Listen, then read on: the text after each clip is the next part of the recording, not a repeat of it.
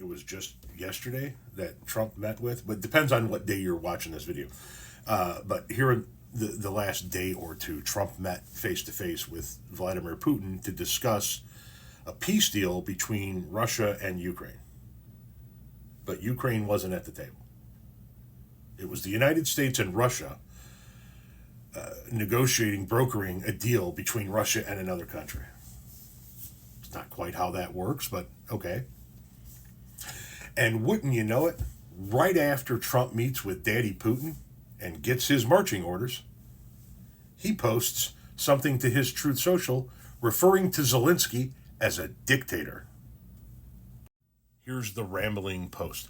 Think of it. A modestly successful comedian, Zelensky talked the United States of America into spending $350 billion to go into a war that couldn't be won, that never had to start, but a war that he, without the U.S. and, quote, Trump, end quote, will never be able to settle. The United States has spent $200 billion more than Europe, and Europe's money is guaranteed, while the United States will get nothing back. Why didn't sleepy Joe Biden demand equalization and that this war is far more important to Europe than it is to us? We have a big, beautiful ocean as separation. On top of this, Zelensky admits that half of the money we sent him is, quote, missing.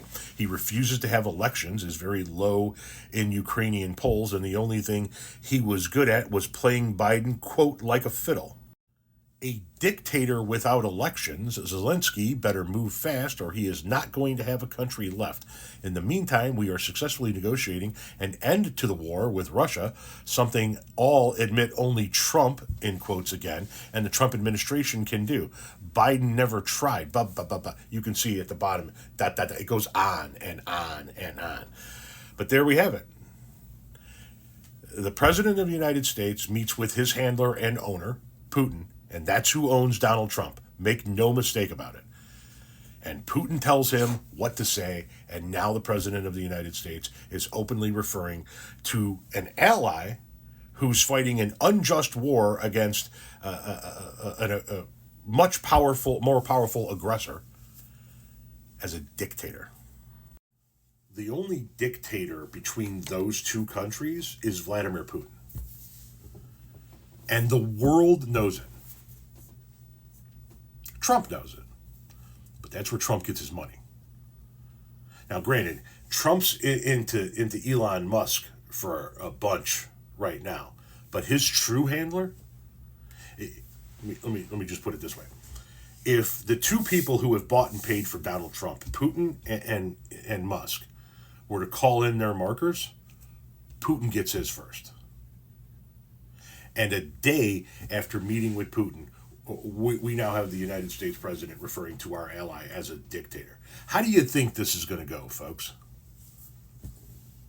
You think Zelensky is just going to go, yeah, sure, he gets our country, we're out of here? Because that's what Russia wants.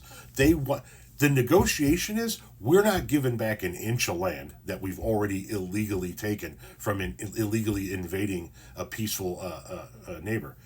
Russia's not going to give back an inch of land as long as Donald Trump is involved in negotiations, and most likely will wind up getting all of Ukraine unless the other countries can continue to aid Ukraine militarily and make sure that they can continue to fight this fight. And this idiot, Donald Trump, says that it means far more to Europe than it means to us. Hey, numbnuts. If Ukraine were to fall and Putin were to go into Poland, which is widely believed to be his next step, it would mean about 150,000 U.S. troops on the ground fighting a ground war with Russia in Europe. Unless, of course, you're not going to live up to your NATO agreements and just let Putin do whatever the fuck he wants. Are you the appeaser of our day? Are you just going to let a dictator who invades its ally or its neighbors just do whatever the fuck he wants as long as he doesn't attack us? Putin's bitch, Donald Trump.